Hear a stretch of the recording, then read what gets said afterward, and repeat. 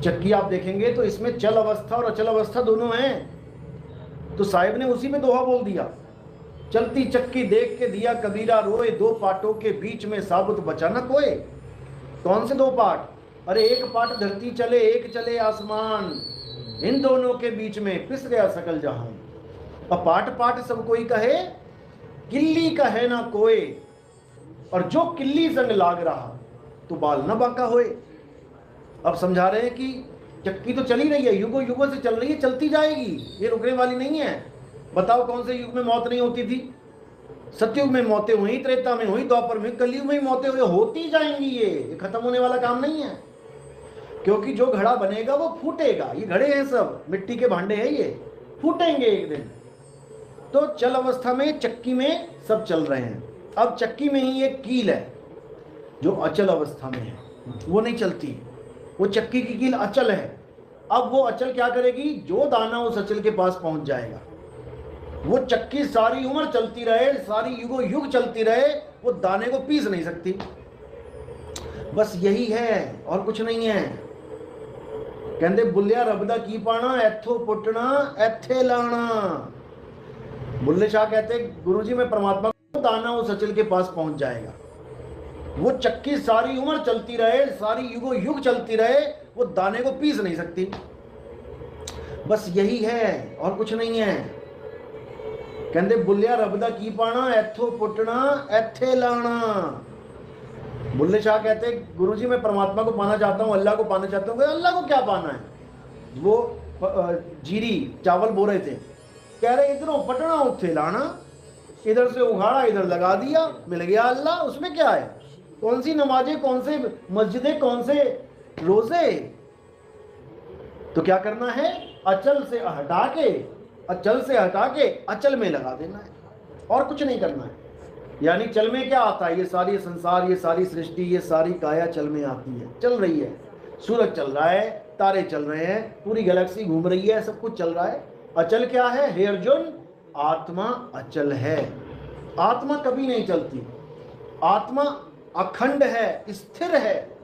और जो इस आत्मा में लीन हो जाएगा, जो इस आत्मा में तृप्त हो जाएगा, जो इस आत्मा में संतुष्ट हो जाएगा, जो इस आत्मा में रम जाएगा, वो भी अचल हो जाएगा। गरीबदास जी ने बोला वाणी में, सतगुरु के लक्षण कहूं, अचल विहंगम चाल। कर कुछ भी नहीं करना, चिड़िया की तरह इधर से उड़े और सीधे उधर पहुंच जाओ। यानी चल अवस्था से हटे, सीधे अचल हो जाना है, कुछ नहीं करना। चाहे तुम्हें कोई गोली मार दे तब भी तुम्हारा कुछ नहीं बिगड़ने वाला। क्यों? क्योंकि तुम चल से हटाओगे ध्यान, अचल में लगा लोगे, और एक माइक्रो सेकंड में तुम कहीं से कहीं पहुंच जाओगे। कहते हैं जितनी मन की गति है उससे करोड़ गुना तेज सूरत की गति है, लेकिन ये अपने आप को भूली बैठी है। इसको अपनी गति का पता ही नहीं है, इसको अपनी विहंगम चाल ही भूली बैठी है, इसीलिए पकड़ी जाती है। तोता एक शिकारी नहीं पकड़ सकता। कैसे पकड़ेगा? जब तोता मिर्ची को पकड़ेगा। बंदर को एक शिकारी नहीं पकड़ सकता। बंदर को कैसे पकड़ेगा? जब बंदर चना को पकड़ेगा। सूरत को ये काल नहीं पकड़ सकता। कैसे पकड़ेगा? जब ये सूरत शरीर को पकड़ेगी तो पकड़ा गया। उसके बाद नाना प्रकार की योनियों में भटकाएगा, कभी शेर बन के, कभी चीता बन के, कभी हिरण बन के, कभी भैंसा बन के आना पड़ेगा इस दुनिया में, क्योंकि तुमने चल को पकड़ रखा है। चल को पकड़ा है तो फिर चलते ही जाओ। तो अब क्या करना है? अब अचल को जान लेना है, और अचल हमारे पास है, किल्ली चक्की के पास है, कहीं दूर नहीं है कि कहीं जाने की जरूरत है, तुम्हें केदारनाथ जाना पड़ेगा या तुम्हें शिरडी साईं बाबा के जाना। वो तुम्हारे पास है, तुम्हारे संग है। इसीलिए कहते हैं परमात्मा हमारे अंग संग है। अंग संग का मतलब ये नहीं कि तुम्हारे अंग तो यहाँ पड़े और तुम जा रहे हो मंदिर में। अंग संग का मतलब तुम्हारे अंग के संग है वो। अब कौन से अंग के संग है? मेरी उंगली भी एक अंग है। यहाँ पे है क्या? ये यहाँ पे है क्या? यहाँ पे है क्या? यहाँ पे है क्या? यहाँ पे कहाँ पे है वो? उसका भेद सतगुरु बताता है कि उसका सिंहासन लगा है तो कहाँ लगा है?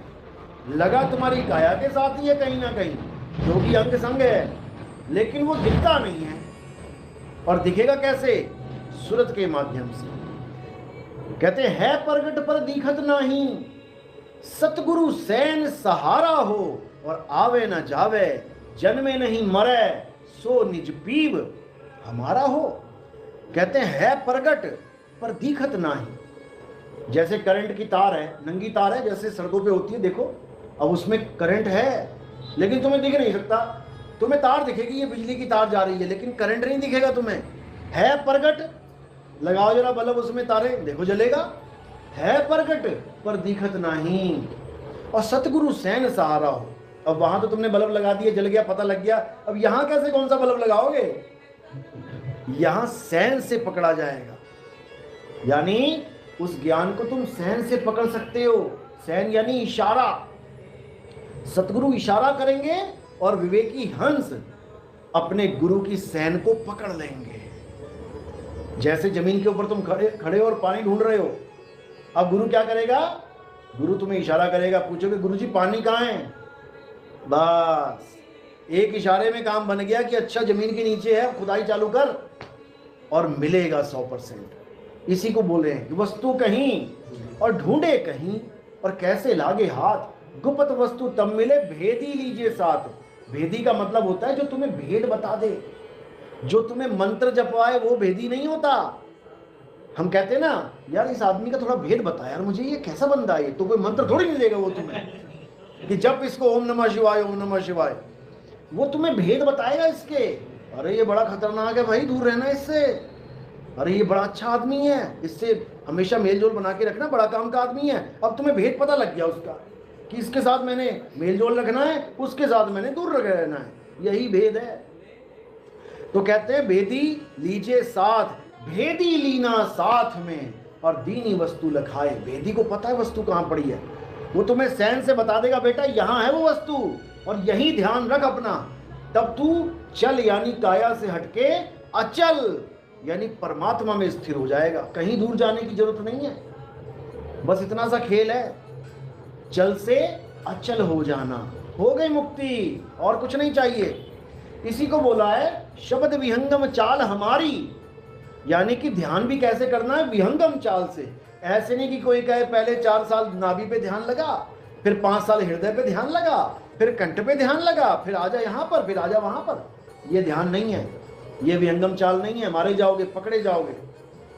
कहते हैं शब्द विहंगम चाल हमारी, और कहे कबीर सतगुर दई तारी, और खुले कपाट शब्द झनकारी, और पिंड यंड के पार सो देश हमारा है, और कर नैनो दीदार महल में प्यारा है। बिल्कुल इशारे इशारे में सारी कहानी सुलझा दी। कहते पहले तो विहंगम चाल समझ लो क्या है। विहंगम चाल है अपनी काया से ध्यान हटा के विदेह का ध्यान करना, यानी अचल का ध्यान करना, इस चल काया से अपना ध्यान हटा के, ये हो गया विहंगम चाल। शब्द विहंगम चाल हमारी, कहें कबीर सतगुरुदेव ताली। ताली कहाँ लगाते हैं? ताले में। ताला कहाँ लगाते हैं? दरवाजे में। इसका मतलब परमात्मा दरवाजे के ही पास है। अब ये नहीं कि उंगली के पास है कि घुटने के पास है, कि अब दरवाजे के पास है। अब दरवाजे ढूंढो तुम अपने अपने, कहाँ कहाँ पे हैं दरवाजे। अब उसी एक दरवाजा जो गुप्त दरवाजा है, ये उसी की बात चल रही है। कहते हैं कहें कबीर सतगुरुदेव तारी, खुले कपाट। अब दरवाजा खुलेगा। दरवाजा कौन सा खुलेगा? जो बंद हो वही तो खुलेगा। जो पहले से खुला है वो क्या खुलेगा?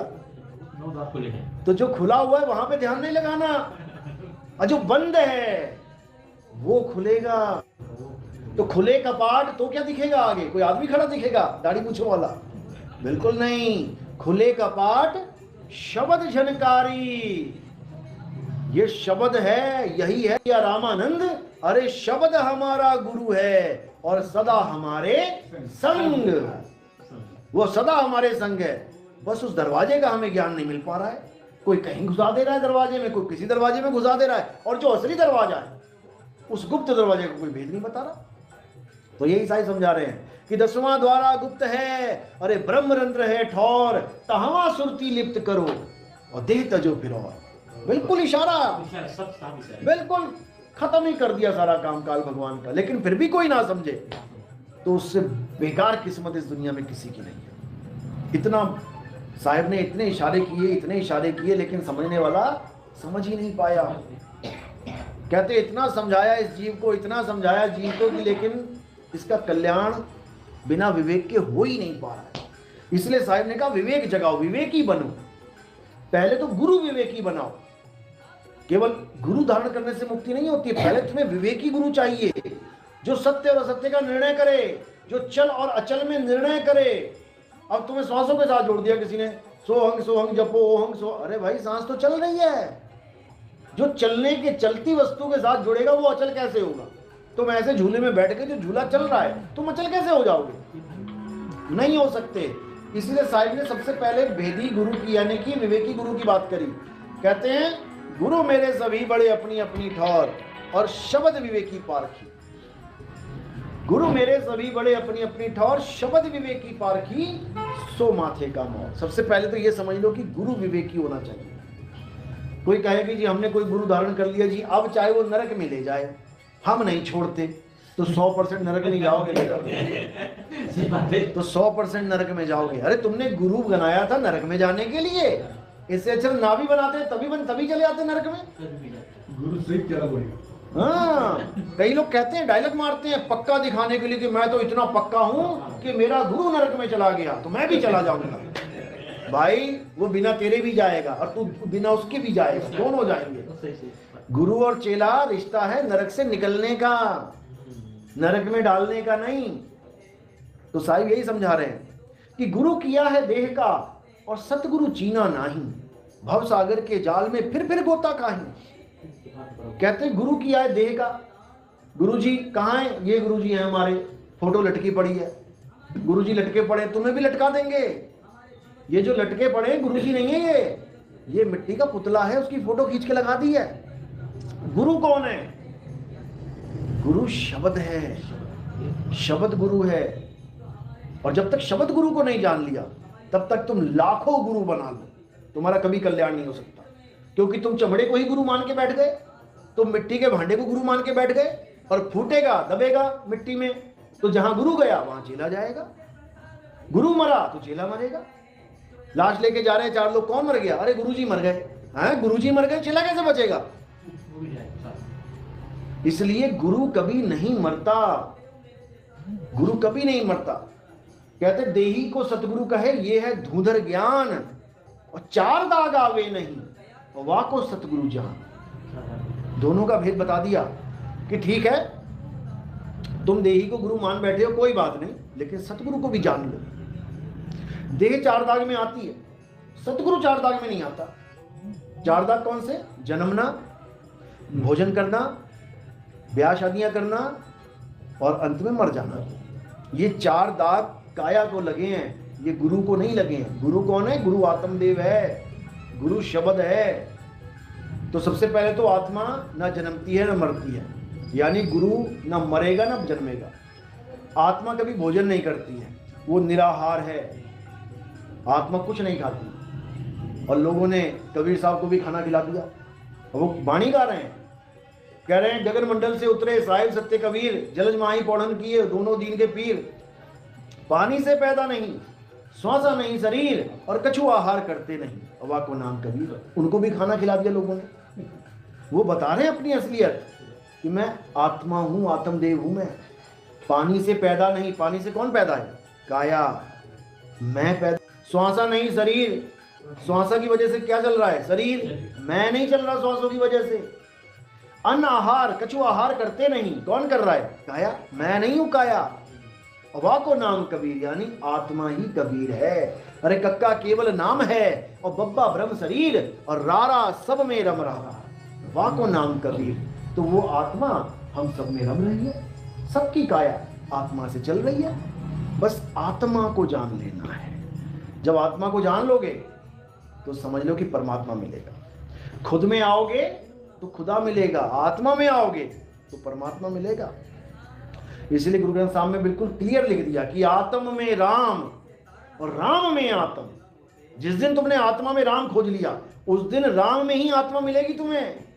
यानी गंगा नदी जिस दिन समुद्र में चली गई तो समुद्र में गंगा है, गंगा में ही समुद्र आ गया, दोनों एक हो गए।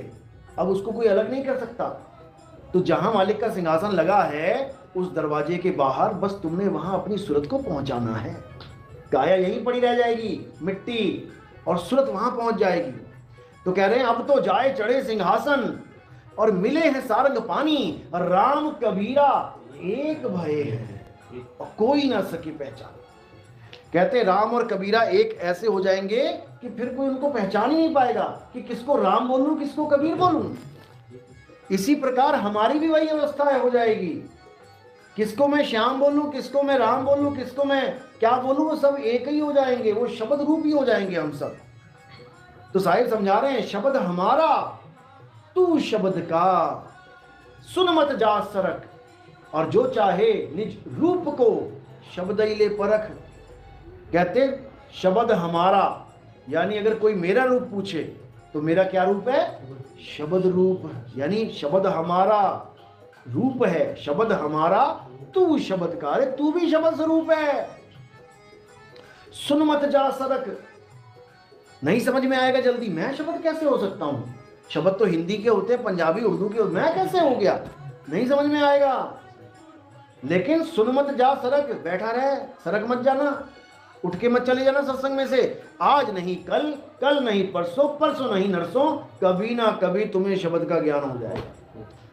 कहते करत करत अभ्यास ते जड़मत हो तो सुजान, और असर यावत जात ते सिलते पड़े निशान। बच्चा कोई कमजोर है, स्कूल में नहीं पढ़ पा रहा है, इसका मतलब ये नहीं कि वो घर बैठ जाए जाके नाम कटा के कि जी मेरे समझ में नहीं आता। अरे तू बैठ तो सही, 1 साल पढ़ा है तेरे पास, करत करत अभ्यास ते बार बार वही चीज सुनेगा, बार बार उसी को प्रैक्टिस करेगा, करते करते करते एकदम परफेक्ट हो जाएगा। तो और कुछ नहीं करना है, अपनी आत्मा को जानना है। जिसने आत्मा को छीन लिया उसने परमात्मा को छीन लिया। आत्मा और परमात्मा दो नहीं है, समझ लो, एक ही है वो। इसलिए संतों ने बोला आत्मा सो परमात्मा, लेकिन लोग समझ ही नहीं पाए कि कौन सी आत्मा, वो अचल आत्मा की बात चल रही है। लोगों ने जीव आत्मा को समझ लिया, आत्मा सो परमात्मा, राम जी परमात्मा, कृष्ण जी परमात्मा, हनुमान जी परमात्मा। वो जीव को ही परमात्मा मान बैठे। जीव यानी जो सांस ले रहा है, जो चल रहा है, जो घूम रहा है, जो इस काया के बंधन में, बस वहां तक तुमने पहुंचना है सूरत के माध्यम से। इसमें 1 दिन 2 दिन 5 दिन का खेल नहीं है, ये उस सुई का खेल है। जो घंटे वाली सुई देखी ना, एक होती है सेकंड वाली, टक टक टक दिख रही है चलती, मिनट वाली भी देखोगे ना गौर से, वो भी दिखेगी हल्की सी हिलती हुई। तुम घंटे वाली सुई को देखना और तुम देखते रहना, तब भी तुम्हें नहीं दिखेगी। लेकिन तुम 15-20 मिनट के लिए, आधे घंटे, 1 घंटे 2 घंटे के लिए कहीं घूम के आओगे ना, जब देखोगे अरे तो 1 से 2 पे आ गई, चल रही है। तो ऐसी तुम्हारी भक्ति चल रही है। ये मत सोचना कि तुम्हारी भक्ति नहीं चल रही है। अगर तुम केवल चिंतन भी कर रहे हो ना कि अरे मेरा ध्यान क्यों नहीं लग रहा, मेरा ध्यान, ये भी भक्ति है। चिंता तो सतनाम की और न चितवे दास। सीता बैठी थी रावण के पास और सोची थी राम कब आएंगे, राम कब आएंगे, ये भी भक्ति है। राम को ही याद कर रही है वो ये नहीं कह रही है आज शाम को रावण क्या देगा खाने के लिए, आज दोपहर को कौन से फल देगा, ये नहीं है, ये नहीं है भक्ति। भक्ति सतनाम की है। भले तुम ये सोच रहे हो मेरा ध्यान क्यों नहीं लग रहा, क्यों नहीं, ये और पक्के हो रहे हो तुम, ये तुम्हारा और कहते ना तेल गर्म हो रहा है। एकदम नहीं दिखेगा, एकदम तुम तेल रख दो गैस पे, उंगली डाल दो उसी वक्त, नहीं है नहीं है नहीं है नहीं है, धीरे धीरे धीरे धीरे धीरे गर्माहट लगने लग जाएगी। अरे हाँ भाई हो रहा है, धीरे धीरे हो रहा है ये, और एकदम नहीं होगा। तो धीरे धीरे रे मना, धीरे सब कुछ होए, और माली सींचे 100 घड़ा और ऋतु आए फलो। तो वो 100 घड़े में टाइम लगेगा भाई, लेकिन अटल होके भक्ति करते रहना। और ये मत समझना कि अरे अभी नहीं हो रहा तो अंत में क्या होगा। ये 1 माइक्रो सेकंड का काम है, 1 माइक्रो सेकंड का काम है। जैसे सपने में तुम्हारे ऊपर शेर ने छलांग मारी, आज तक पकड़ पाए। साहिब कह रहे मुझको कहाँ ढूंढे रे बंदे, मैं तो तेरे पास में, और खोजी होए तुरंत मिल जाऊं एक पल की तलाश में। और कहें कबीर सुनो भाई साधो, मैं तो हूं विश्वास में। कहते हैं 1 पल की बात है, इधर से चल से 1 पल में अचल हो जाएगा तू, 1 पल में। लेकिन कौन, जिसको मेरे पे पूरा विश्वास है कि मेरे गुरु तारेंगे, वो तारणहार हैं। कहते हैं उसके लिए मृत्यु नाम की कोई चीज नहीं है, उसको मौत का कोई भय नहीं है। वो तो पहले से ही मरने के लिए तैयार बैठा, गुरुजी ले जाओ, गुरुजी निकालो इस काया से, मेरी सुरता को, वो पहले से तैयार बैठा, उसको मौत क्या मारेगी। तो बात इतनी सी।